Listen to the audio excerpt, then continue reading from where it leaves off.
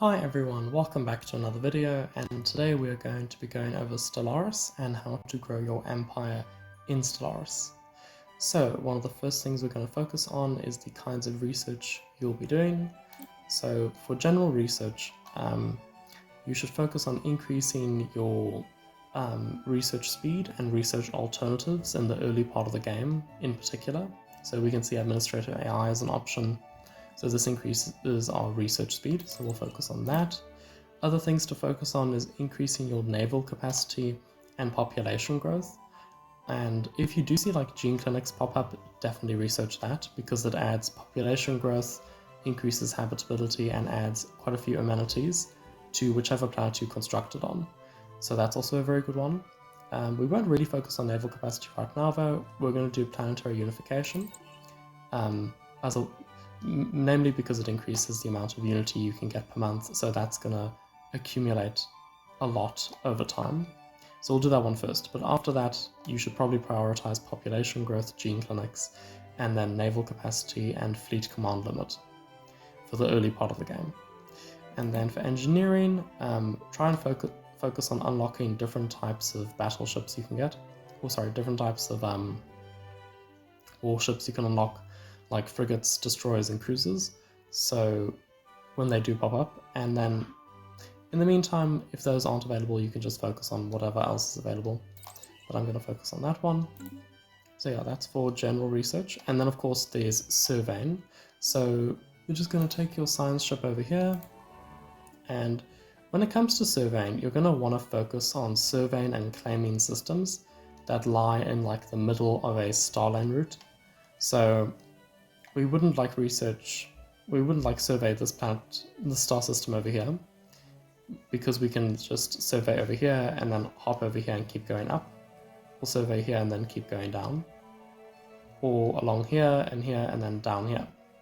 Because if we claim like this star system, these star systems here, here, here, and here, it protects all these other stars from being claimed if we close our borders when we come across another alien civilization. So basically spend your influence very wisely when it comes to expanding. Claim the most critical star systems you can come across, and claim whatever will block anyone from claiming anything else. So like claiming here and here blocks anyone from claiming these stars up here. And always focus on surveying star systems that continue into the darkness like this, because it means there's a lot more available. I hope you got the gist of what I meant, but yeah. So we're going to survey over here, and then in the meantime we're just going to get another science ship on the go. Generally I have 3 science ships at a time, manually surveying the different star lanes, and then claiming, and then I'll usually have a construction ship with each one, claiming as they survey, so that I can lock up as much of that as possible. And then when I finally reached a whole bunch of dead ends, whether it be the lane just stops or you bump into another empire, then I'll focus on like surveying all these other stars in between and then claiming those. And during that process, I'll just keep my borders closed with everyone else. And if there's only like 2 starlane routes available to me, then I'll take my 3rd science ship and just set it to automatic surveying, so it can get these ready in the meantime. But yeah, so that's for science ships. And then the next thing, of course, is traditions and ascendancy perks. So we're gonna go over to our traditions. So they're not unlocked just yet, but the first one you should definitely go over is expansion, because that allows you to decrease your starbase influence cost by 10%. You might wonder why I don't focus on discovery first. It's because of discovery, it increases your survey speed and it does offer like an alternative research option. But if your goal is to just blindly grow as fast as possible, you want to do everything you can to cut down the influence cost in particular. So like doing the expansion tradition makes sense because it cuts down that cost quite a bit.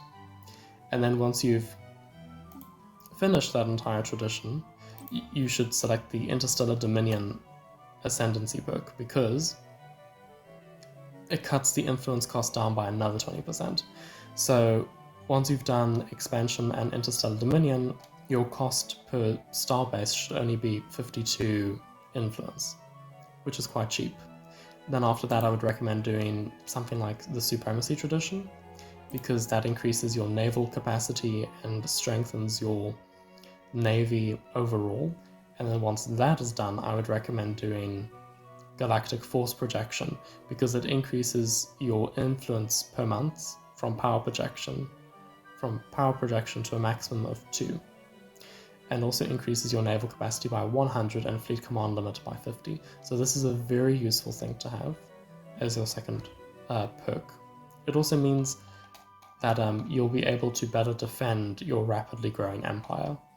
Then the third tradition I would recommend doing after that, depending on which civilization you are. If you are a civilization like the United Nations of Earth, which is a xenophilic civilization, you should probably invest in doing the Diplomacy Tradition, so that you can create federations and you can win the game through collaboration if you want, as opposed to domination. And then, like, if you wanted to do a perk for that, probably Technological Ascendancy or maybe Imperial Prerogative, depending on how many worlds you've colonized at that point. Or if you're a more solitary empire that doesn't plan on winning through collaboration, maybe through brute force, you could do Technological Ascendancy or Mastery of Nature or Imperial Prerogative.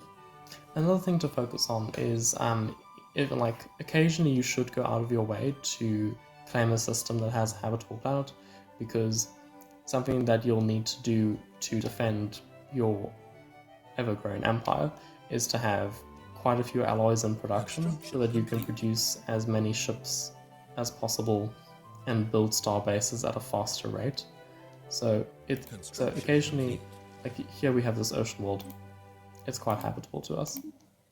We're going to colonize it, and then we're going to use it to build more mining districts and industrial districts. Thank you for watching this short little video. It's just a small collection of tips really, but if you found them useful and you liked what I created, then please leave a like and subscribe, and also comment what you would like to see more of.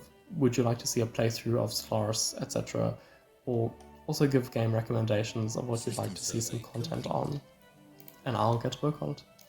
But yeah, thank you for watching and enjoy!